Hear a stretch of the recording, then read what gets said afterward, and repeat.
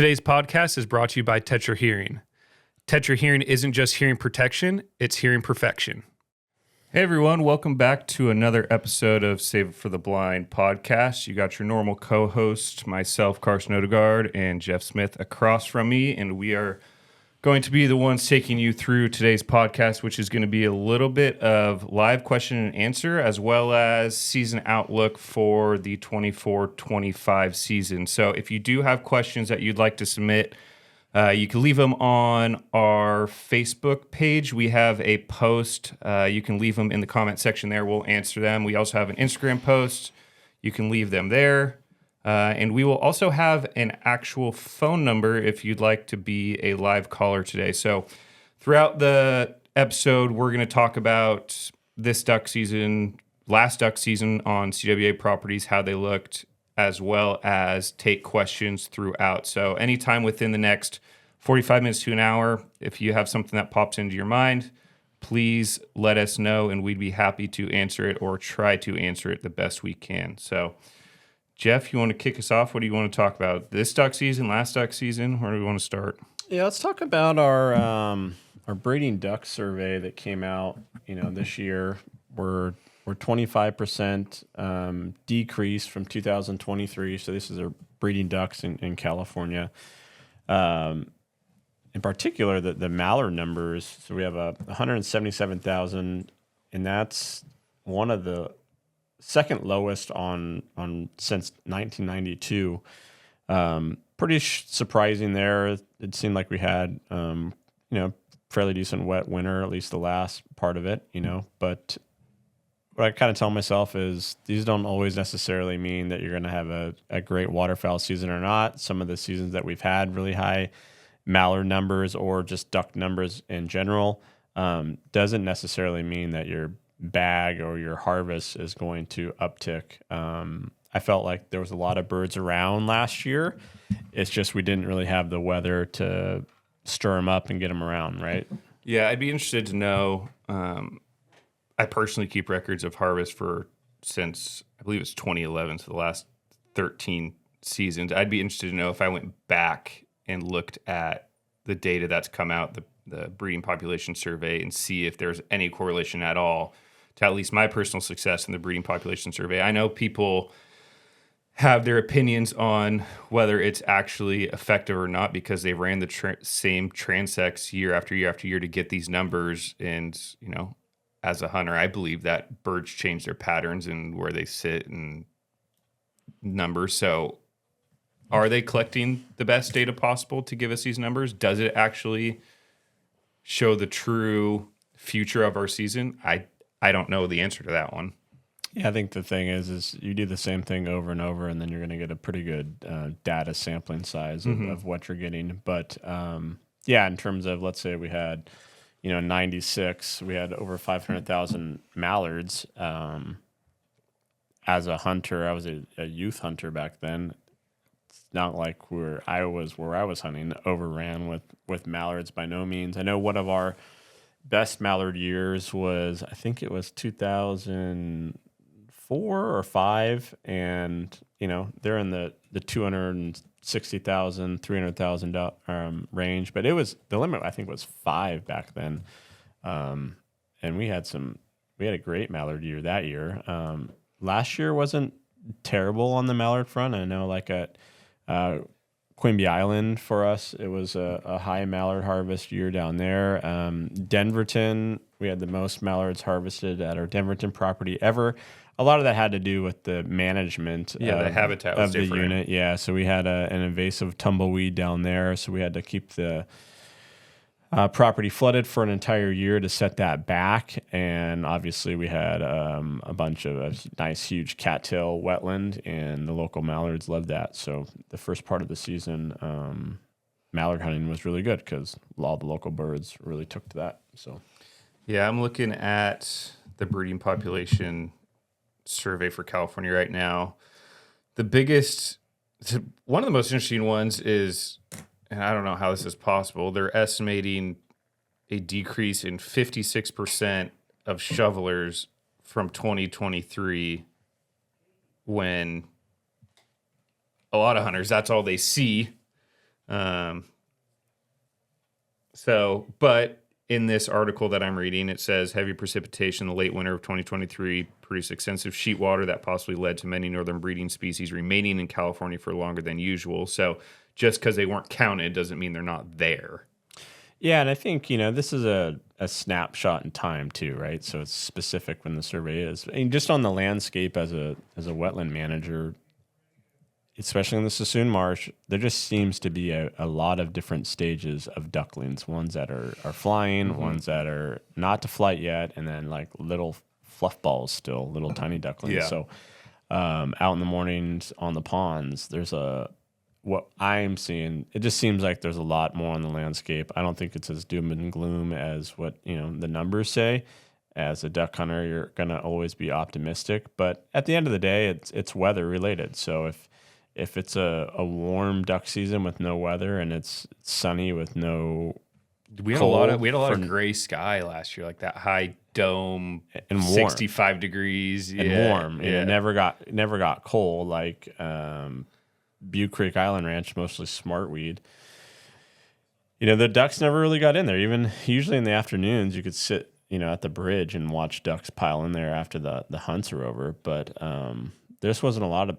I don't think the ducks had to move around a lot to get that food source to survive. So, well, we know multiple properties that have corn planted on them, and it seems like the birds didn't get in there until about the second week of January when there's a little bit of a cold snap because they don't need the protein. There's no reason for them to do that. Yeah, that was a surprise. A lot of that stuff was still standing or untouched. It seemed like.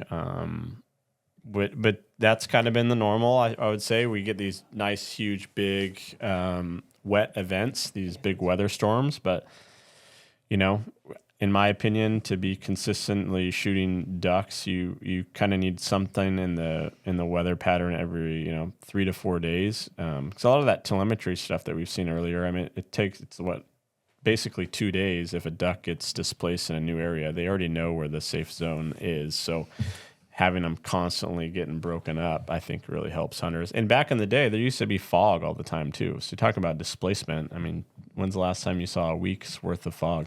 Yeah, a long, long time ago. So we have a first question that rolled in from Joe Perez. Said, we're having a ton of ducklings on our club in the Sassoon Marsh, mallard, gadwall, teal, even coots. Some are even on their third clutch. Are you guys seeing the same elsewhere? Yeah, I mean, we don't have much water up in the Butte Sink right now in our places. We're flooding them up right now. But yeah, I would say that's kind of everyone that I've talked to that's had summer water, brood water, is seeing the same thing as you are. Our properties down in the Sassoon Marsh, Grizzly Ranch in particular, is seeing the exact same thing. So yeah, lots of different stages. So that's promising for us to look forward to this year. Again, you guys, we are live on this podcast. If you'd like to leave a question, we have a live stream going on our Facebook page right now where you can leave a question. We also have an Instagram post. If you'd like to leave a comment as a question, we can answer it there.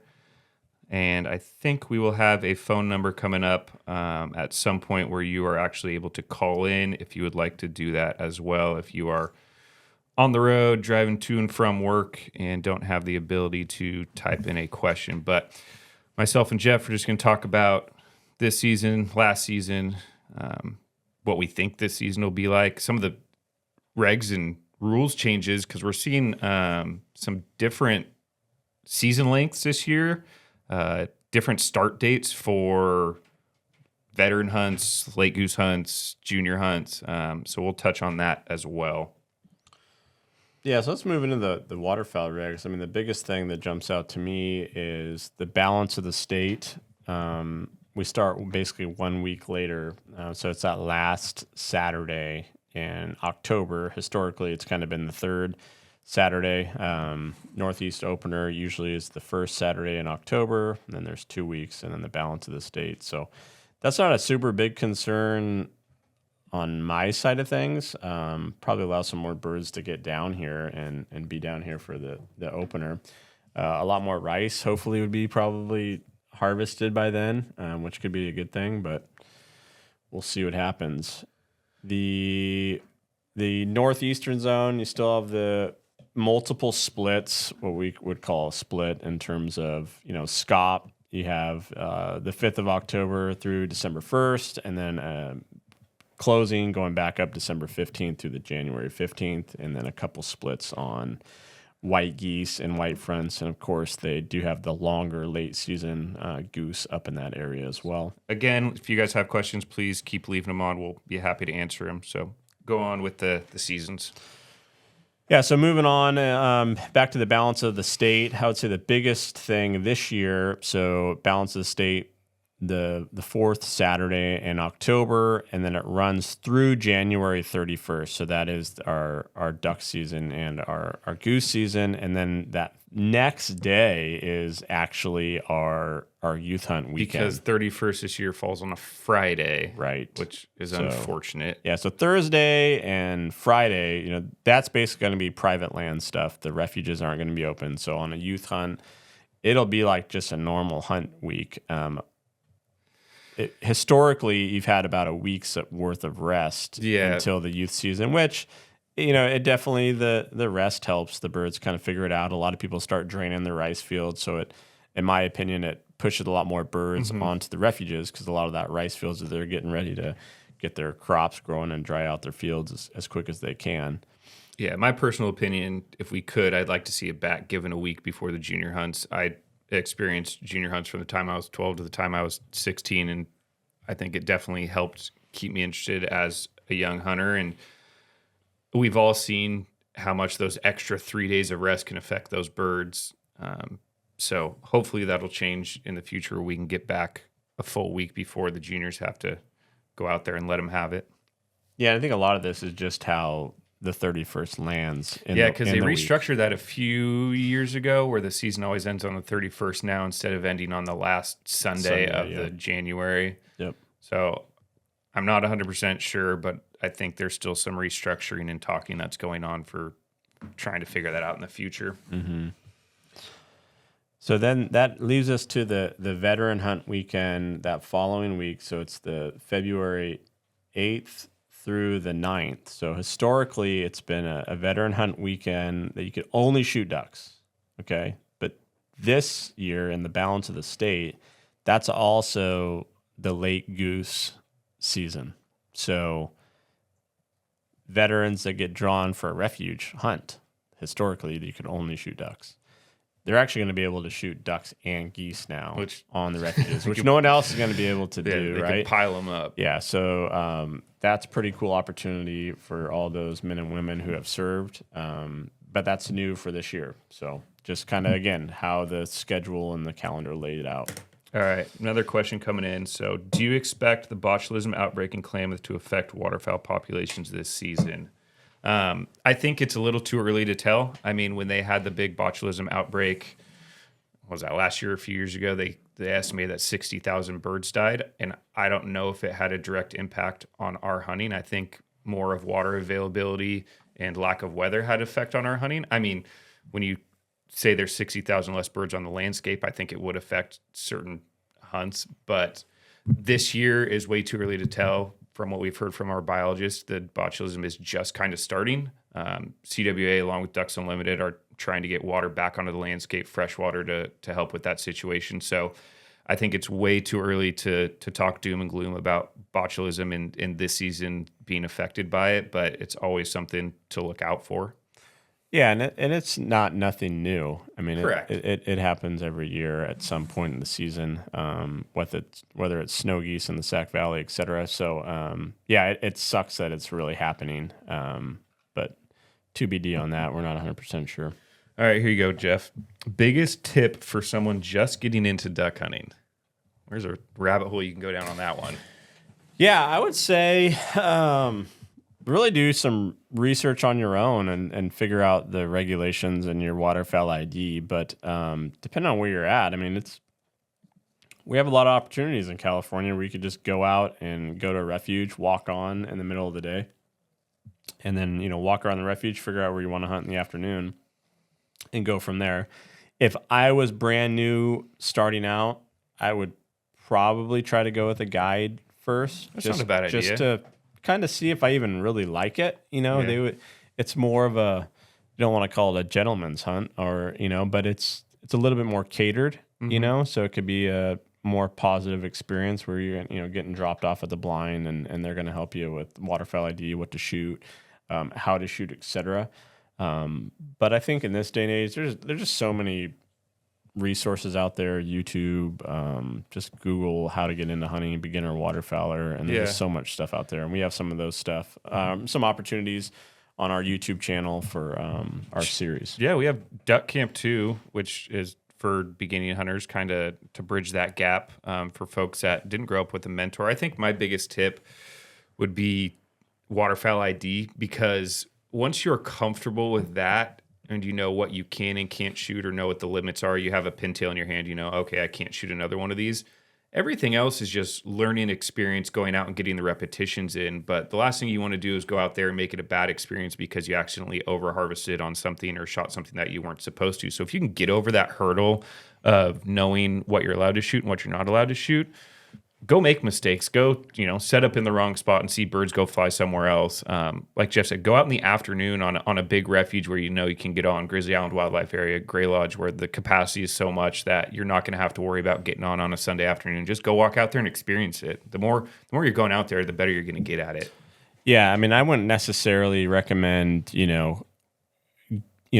back in the day, I met a few folks that put in for Tule Lake, right? And they drove up from LA, got new into duck hunting, but they drew like the Tule fields, and not knowing some of the information, they drove very long ways, and they didn't have any of the right equipments to hunt in the grain fields, and they had basically duck decoys and like a little boat, and you're like, well, you got to wait a couple of days to go use that equipment, because out in the fields it was full bodies and layout blinds, etc.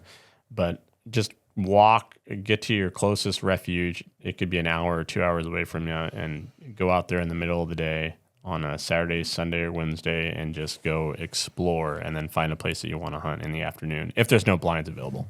Yeah. All right. So got a couple comments and then a question. Johnny Mack said we need to get John from the Filthy Spoon back on. I think we've talked about that as a team. That may be happening in the future. Greg Gold Connection said, thank you guys so much for your time. Much appreciated. We appreciate the comments and you guys listening in. And then the question we have is, will we ever see the spec limit on the west side of the valley go from 3 to 5? I can't answer that to if that's going to happen or I've not. never even heard it talked about in my time personally. No, when we talked about the management area, et cetera, that has to do with mainly the Tule goose. So I couldn't speak to that. I mean, I would hope for a lot of the people that hunt over there, I feel for you guys, but that's not a question that we can answer properly. Yeah. I've never even heard murmurings of it being talked about being changed. Yeah, it has to do with the management area and the Tule goose within that management area. That's the main reason why there's 3 and the split season. All right, so we have a question from Brad. He said, do you guys offer a way for new hunter to learn from you guys directly? If so, when and where? Yeah, so that's our duck camp. So we have it at Grizzly Ranch, and then we have another family one at Staten Island. It's a weekend of learning how to waterfowl hunt, regulations, waterfowl ID, duck calling, and then you're going to have a mentor guide that's a volunteer to show you the ropes. So you come there, and hopefully by the end of the weekend, you learn everything about duck hunting and actually where to go, how to do it, etc. So it's our way of doing an A through Z to help you get into it. And we provide jackets, waders, food, shell, all the stuff that you need. You literally just have to come with your hunting license. So those are called duck camps. They're on calwaterfowl.org. You got to put yourself on the wait list because they are all currently sold out. But if you put yourself on the wait list, people do cancel. So those have been a huge success. We might have a spot or 2 still left for the family camp at Satin. So the family camp, you just have to have a youth hunter in your group. So, and we can also touch on our women's first come first serve hunts. They aren't directly a learning experience, but we do offer a little bit of duck ID before the hunters go out, and we also offer a mentored guide to be with you in the blind. So it is not a hunt where it's like a mini duck camp, kind of. We can provide you gear. You're not going to learn how to apply for refuges and more in-depth stuff. But if you want a little bit more experience with somebody that has a ton of experience to be with you, that's perfect. And we have openings at all of our women's hunts this year. Denverton, Grizzly Ranch, and Staten Island still have openings, so you can sign up for those. And those are all first come, first serve. So once the spots are gone, they're gone. So we have a couple more comments we'll touch on here. So Pintail Caleb, we are already seeing teal and mallards in Nebraska. That's pretty cool. We're starting to see some ducks here, not teal. Well, I heard a rumor that there was snow geese at Sac Refuge already, and I don't know if that's true. I'm going to reach out, but that's a rumor I heard, and I was like, dude, that is really, really, it seems really like every early. year is earlier. But I know, like, normally, the Kittles calling event is always the end of August. Mm-hmm. And around that time at night, you could start hearing specks coming into the valley. So, I mean, we're a couple weeks out, so it's around the time where stuff starts showing up. Yeah, it changes really quick. Black Heritage Hunt commented. They said, you all do the best education. We appreciate that. Appreciate you. And then Mark Kirsten left a comment. Said, hi, Jeff and Carson. Good morning. Quick question. Do you know when the state usually publishes the new tables for shoot times? 2023-24 ones are up, but the new ones are not posted yet. Trying to make our draw sheets. Good question. I don't know that for sure. We usually put that up around the same time on our website. But I feel like I normally see them in September. I know I definitely see them before we do our first duck draw because our handbooks are completed with the current times. So I would guess sometime in the next week or two. It's got to be soon because dove season's coming up, and it usually starts with September 1st, doesn't it? With the shoot times? You can look back at the old one. But it's got to be in the next week or two. Because... starts September 1st on their shoot time, so they have to post it before dove season. It's got to be soon. Hold on a second, Mark. I might have the answer for you. So while he looks for that, so they're already online. If you go to the waterfowl regulation booklet, it was actually published on the 18th. So if you click on the regulation booklet under the waterfowl regulations, it has the actual shoot times and dates in there. So you just can't Google it easily because they haven't linked it, but it's there. It's there, yeah. Just Google 2024-25 California waterfowl up on game and public use department lands regulations, and the old pamphlet that used to get everywhere that we would hand out. It's just an online PDF now. So they have it in the upland one, not the waterfowl one, though? It's all one. It's all the same booklet, yeah. Okay, let's see. Sac Valley Falco said, I live next door to Sac Refuge. There's about 100 snows there, but according to him, they never left. That was my question when someone asked. I was like, did they never leave? Mm-hmm. So, boom. Thanks for confirming that. That's pretty wild. Which we've had reports of people seeing specks in the Delta for a number of years, just a small group that has never left as well. So kind of interesting to see that. I don't know why, but they're here. Shane Whitley asked if we will be at the Kittles Calling event. California Waterfowl will have a booth there. I don't know if Carson or I will be there personally, but we do have a presence. We do help sponsor the event, and we will have a California Waterfowl booth with hats, shirts, memberships, and all that good stuff. Let's see what else. Rhett throwing some shade. He said, bring Filthy Spoon back on. You guys are putting everyone to sleep. Yikes. Who is Filthy Spoon? Go watch Filthy Spoon. If you don't like it, don't participate. Just kidding, John. We will keep going on. If you have any more questions, keep asking them. I'd like to move on to our properties in the success or lack of success we saw last year throughout the different properties that we have and the differences that we saw in the 23-24 season versus all the other seasons.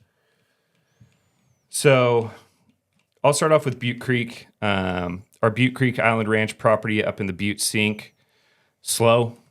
We had the food there. The watergrass, smartweed was there, but total average per hunter for the season was a 1.2. Number one duck was a wood duck, followed by mallard. But comparatively to the year before, well, it's been our norm. Mallard and wood duck are usually our one or two duck, but the wood duck numbers seem to be a little bit down. There was a bunch of corn and stuff planted in the area, not on our property, and we really thought that was going to help us out quite a bit. But like we said, the ducks really never got in there. Surprise. Yeah. But Sanborn Slough right across the creek.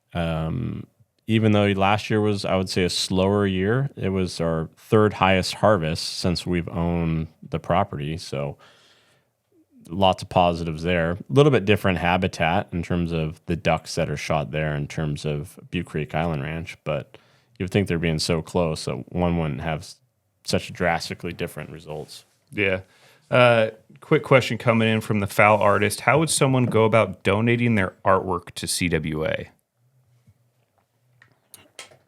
Yeah, so you could either reach out to us online. So if you go to calwaterfowl.org, contact us. Basically, we'd put you in contact with the fundraiser. You could donate whatever you like. We would hand you a donation receipt. And then if you wanted to go to a particular dinner or if you want the funds to go to something specific, we would handle that as well. So, yeah, just reach out to us via online. And then another question, how is the Russian thistle on Denverton? Yeah, so that's basically almost all gone. So we have a bunch of swamp timothy and watergrass. Probably looked the best it's looked since we've owned the property. So a lot of duck food. That has to do with a lot of fresh water this year as well. But basically, the tumbleweed thistle, we kind of got a grasp on a lot of that that was creeping up in the marsh. All right. I think we're caught up, so we'll go back to last year. Butte Creek, not the greatest we've had. The year before, we were at a 2.99 average. Last year, we were at a 1.23. So hopefully, I do think that property, because it is so chocked full of smartweed and watergrass, it is really weather dependent for those ducks to get in there when it is colder. So I do believe if we have a colder season, we will see an uptick there in harvest. And we're really going to open it up this year too and mow and disc more than we've had, just because with these warm weather trends, a lot of that stuff with no weather doesn't get mashed down. So we're going to go to town on it and really open it up. And we're starting to flood Sanborn Slough already for the early migrants.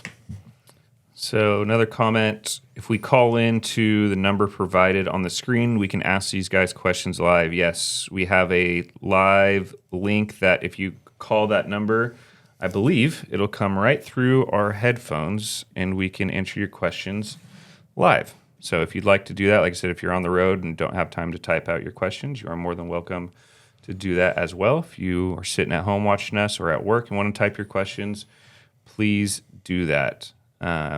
Last year, Denverton, Grizzly Ranch. So Jeff alluded to this early on. Denverton killed 135 mallards last year as the number one bird, which has never happened and probably will never happen again, for the fact that we had to keep summer water on and the cattails grew up and it turned into a giant potholed property. And if anybody listening went out and hunted there last year, they know what we're talking about. There was not much open water. The open water was around the blinds, and you had walls of cattails. And for the first 2.5 weeks, the mallards loved it. And then after that, our hunting dropped off drastically. So we finished the season with a 0.92 per hunter average, which is the lowest by far. In comparison, the season before was a 2.5 per person average. Yeah, so to give some context, we've owned the property for 10 years, and a lot of people, last year's duck season on record was probably the worst one they've had in 30, 40 years. But last year was our lowest harvest at Denverton because the reasons that we've already discussed. But 2019, 2020, and 2021 were basically the highest by far the best years that we've ever had. So we're hoping it goes back up to the normal, 19, 20, and 21 seasons. with all the food that we have out there this year, and it being open back up. yeah, I really think it's going to be back. So we are going to do something different out there. We're removing one of the standing blinds and putting in a pit blind out there. Which standing blind for the people that have hunted that area before? It's blind 3 on the east side there. So basically, the floating blind, no one really moved that particular one, and there's a great place to put a pit blind. So it's just basically going to be in the very similar area that the normal blind is. So we don't really see much changing in that spot. But are super excited with all the food out there, and hopefully the ducks like it too. So we'll move on next to Grizzly Ranch, pulling this up. So Grizzly Ranch seems to just be a consistent killer. So last year's number one bird at Grizzly Ranch was green-winged teal at 755. Number 2 bird was northern shoveler at 436. Total harvest for the property was 1,559 birds for a 2.3 average per hunter for the whole season. So as far as harvest goes, that is our 3rd highest harvest ever, where the first highest was in 2020 and the second highest was in 2021. So even at Grizzly Ranch, even though everybody said they had a bad year, we actually had a great year last year. Lots of birds out there, consistent shooter. Even in November when people don't think there's birds, people seem to get them at Grizzly Ranch. It's a great property. If you've never had the chance to hunt it, you get a boat to your blind. It's a cool experience. We have a whole boat dock, and you get handed a boat, and you get to go out there and hunt. So Grizzly Ranch seems to be the most consistent property that we have currently. Through and through, just a solid shooter any day of the week, any month of the year. You have a chance to really get into them if you end up in one of those top blinds. So for Grizzly Ranch, if you do get drawn, you get drawn for a group, and then you go out and you do a draw the morning of before the hunt, and we'll provide you with recent blind statistics, how the blinds have done, so you're educated before you go into that draw in the morning.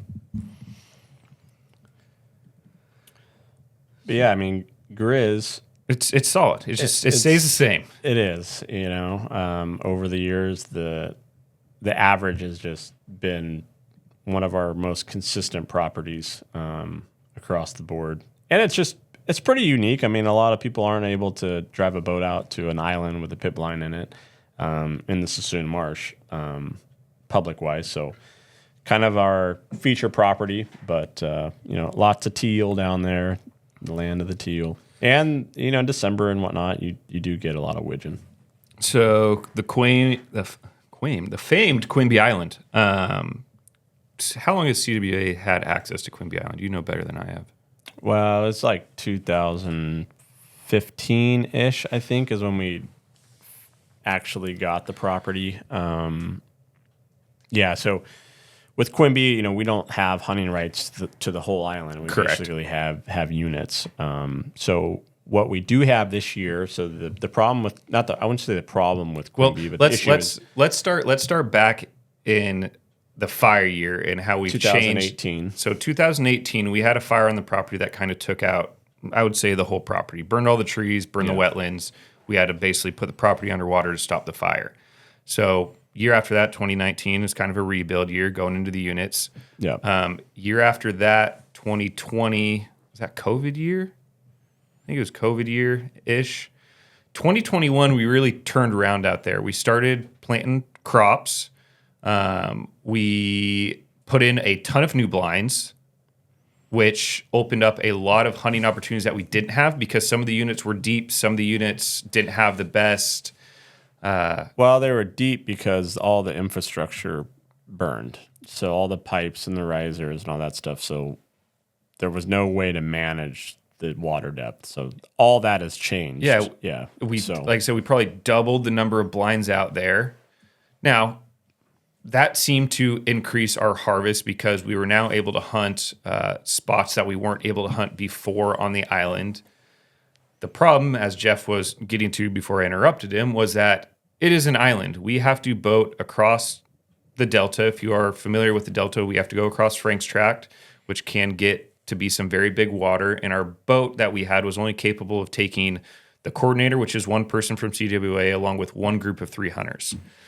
In the last year, at the end of last season, we purchased a new boat that will be able to hold 5 people. So we are now switching Quimby Island from one group of 3 hunters to 2 groups of 2. So we're going to up the number of groups that we have out there. So more people will hopefully have the chance to draw that property to go out and experience it, with the new boat being able to handle the bigger water with more people.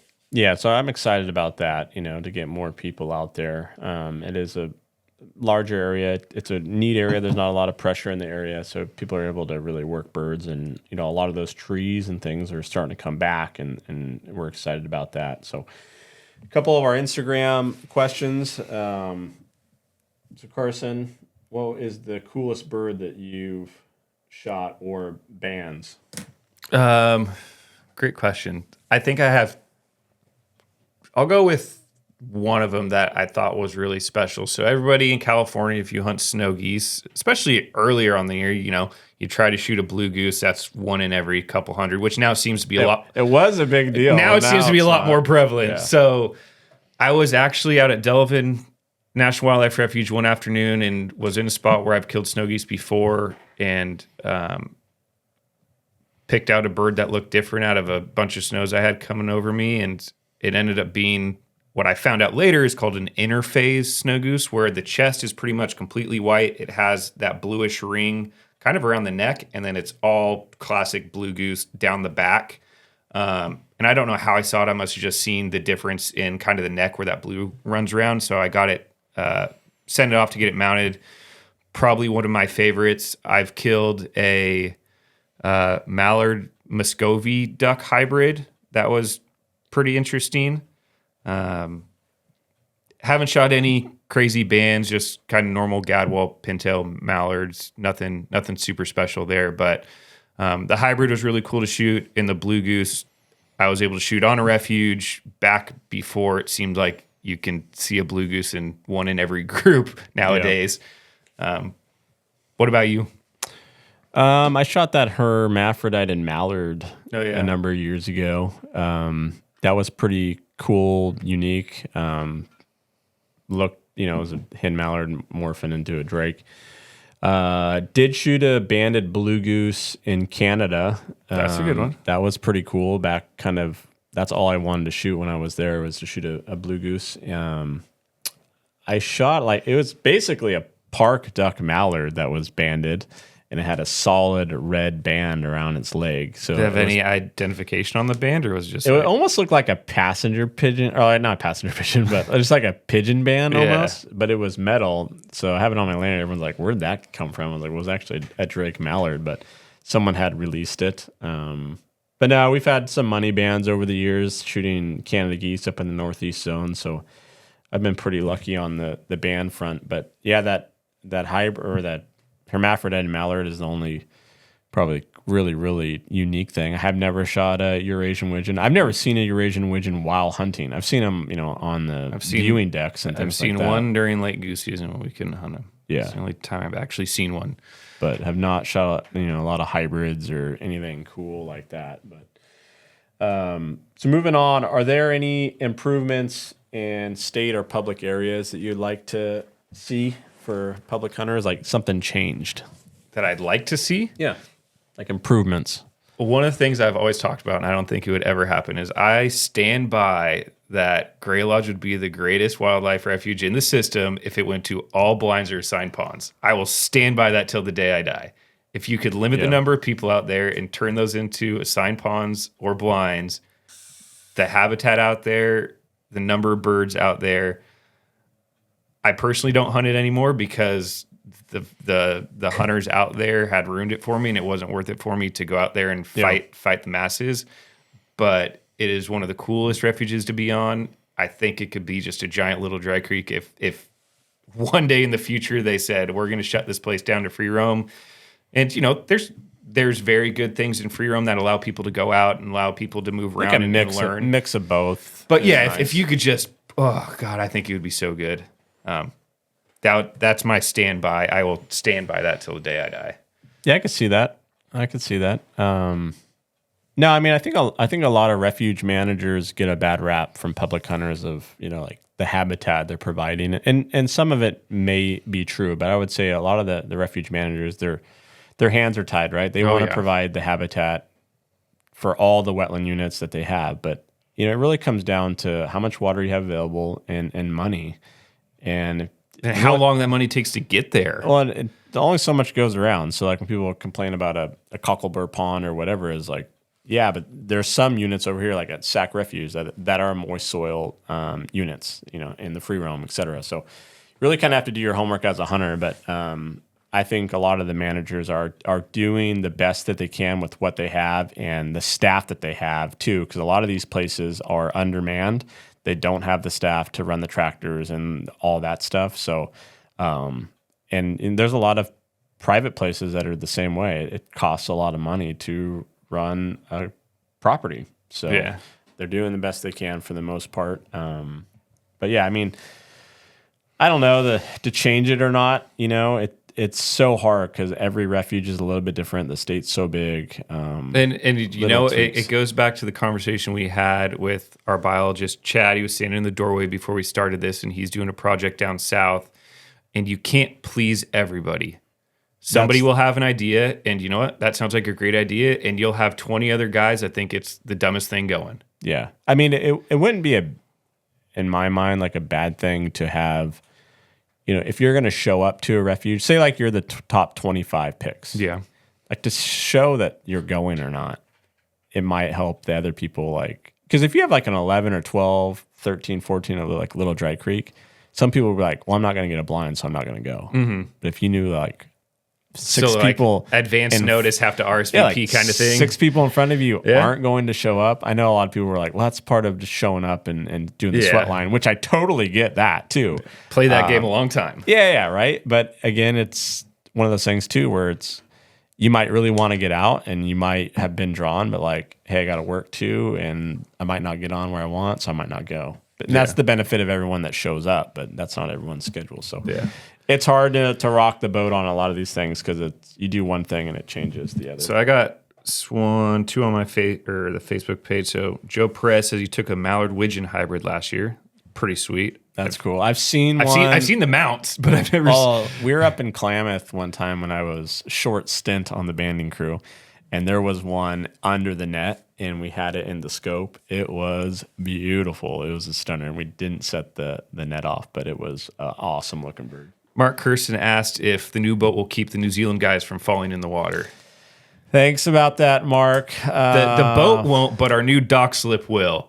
Yeah, it wasn't the boat's fault. So Mark is a participant in a lot of our different programs as a hunt donor and helps with our veteran hunt program. And he's also been involved with our New Zealand Hunter Exchange for a long time.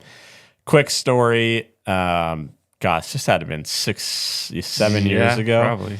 Basically, we were taking out our guest, the New Zealand Hunter, and I had parked the truck, and we were walking down the boat dock, and it was kind of not lit real well, but that's the marina's deal.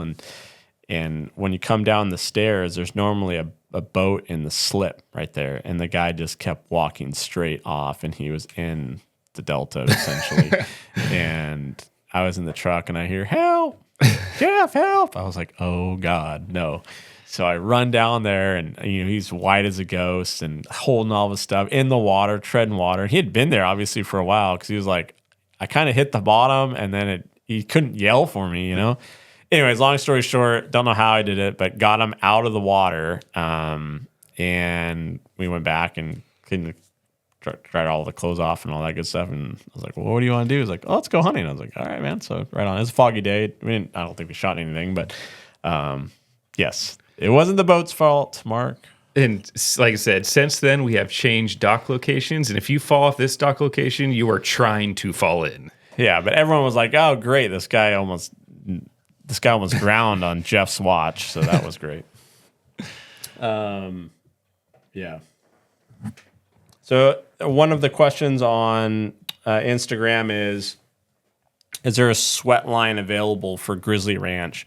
That's a great question. Yeah, so we don't have sweat lines on any of our properties is because the online system, it does everything for us. So if someone cancels, it automatically notifies any of the alternates. And if the alternates are all, notified, it goes out to anyone that has applied for that specific spot as a first come, first serve opportunity. So we know who's showing up. So fairly rarely the day of the hunt, someone doesn't show up, one of the groups. It does happen. People miss their alarms and things like that, but it would be pretty much a waste of time if people were just sitting in our parking lot hoping that someone didn't show up, because we already know who's coming the night before the hunt. So unfortunately, we do not have any sweat lines at our property. Yeah, our sweat line is basically our application system, where, like Jeff said, if the alternates don't register, the hunt winner doesn't register. If you applied for that group or that blind on that specific day at that property, you'll receive an email, and it'll basically say, hey, first one to use this link and go in and purchase the hunt gets it. If you go in there and you can't purchase it, that means somebody got it before you. We never, ever want to see our properties have empty spots. We always want them filled. So kind of a fully automated system at this point. We don't do any sweat line. We don't do any lottery. It's just all done computer. Yep. Got any more questions on there? There's a bunch over here. So the one is, why can you shoot a limit of wood duck hens? Some think the limit should be 2 wood duck hens like mallard hens. What are your thoughts on this? I don't know my thoughts on this, to be honest, just because how many people have the opportunity to shoot? I mean, guys in the Butte Sink obviously have that opportunity to shoot those hens. Are they making and how many of those guys are actually doing it? Yeah, the option's out there. The likelihood of someone going out and shooting 7 hens is probably fairly rare. You've got somebody who is almost sadistically trying to shoot a band. If you are targeting hen wood ducks, especially somewhere where you can potentially shoot 7 wood ducks, potentially would be my thing. But I think at the end of the year, let's say if it was 2 or whatnot, probably, like you said, there's not a lot of people shooting wood ducks. It's very regional. So like Little Dry Creek, Gray Lodge, those areas. There's place down in the grasslands that do as well. But it's not a huge harvest. So if you were probably wouldn't change at the end of the year. If you were to restrict it, the overall harvest probably wouldn't change. So in the sense of a hunter and looking forward to our other regulations, probably not smart to restrict something unless there's science backing it. Yeah.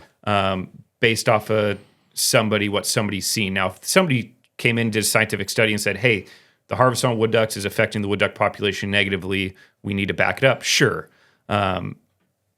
But it goes back to the mallard thing. Sure, we can shoot 2 hen mallards. Does it change if you shot 7? And it goes to any species. And unless the science provides it, I don't want it.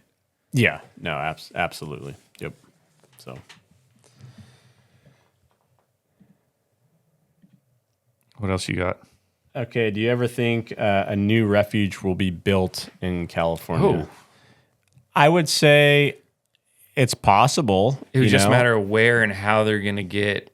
The only place I could see would be like the grasslands, because there's so many clubs. If like the state bought 1 or 2, I don't know where the other land would come from. Well, there's been some additions to some, North Valley refuges. Some of that's been absorbed kind of in the closed zone area or like on the out of the hunt zone. Little Dry Creek in particular, there's a unit up to the northeast of it that used to be an old duck club, and you can't hunt it now. But yeah, I think it just literally comes down to the state wanting to manage it and pay for it and get extra staffing and all that. Because there's opportunities, like the SAC complex on the river. They've expanded that over the years of getting sections of the river and the state as well. So I don't know if we're going to get another like Gray Lodge, but that would be pretty tough. But. Yeah, I mean, it does seem there's a piece by our Grizzly Ranch property that was an old duck club. The state acquired it. I don't know what their plans are for it, but stuff like that, like you said, I don't see any giant chunks of land coming available anytime soon for them to purchase. But I don't think it's out of the picture for smaller stuff to come up. Yeah, and there's been some stuff that's come up with our organization with some of these lands that might be owned by the public or whatnot that hasn't historically had hunting on it, and trying to get hunters on that landscape. So we've been trying to push that and offer new opportunities. So I do think there will be new opportunities in the future. I just don't know if there'll be like a huge refuge compound. Yeah, you're not going to get a YOLO or I think that would be hard, right? To add on to that, yeah, but to have just boom, they're going to buy out, Conway Ranch. Yeah, it would almost be like happening. Like I said, the small Suisun, like West Family Unit next to Family Club in the Suisun Marsh. It's like that's just a small chunk. You turn it into a youth hunt only kind of area where it's kind of specified. I think that will continue to happen like it has. Yeah. Yep. We've got about 10, 15 more minutes to answer questions. If you guys have any more questions, leave them on our live feed or our Facebook post, Instagram post. We'll be happy to answer them. Is that all you have on that one? Otherwise, we'll talk about...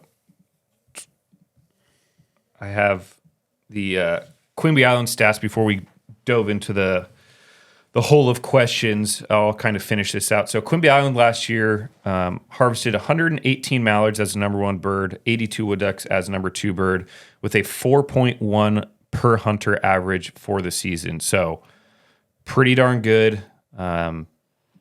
It, shot very, very well. Good quality birds. Like we talked about, we're going to work on getting 2 groups of 2 out there instead of 1 group of 3. Should be great to see. The other property that we do not own, but we have a contract with the Nature Conservancy, is Staten Island. It has changed over the years since we first had it from all corn blinds to now all rice blinds. We are seeing a shift to shooting more ducks than geese. So last year's total harvest was 851 birds. Looks like green-winged teal came in at number 1, 269. Aleutians, 151. White-fronted geese, 126. With a per hunter average of 2.4 for the season. So pretty darn good out at Staten. We didn't see a huge drop-off this year as compared to previous years. We seem to always kind of figure that place out a little bit better every year. But our goose numbers are still second and third in terms of snows and white fronts.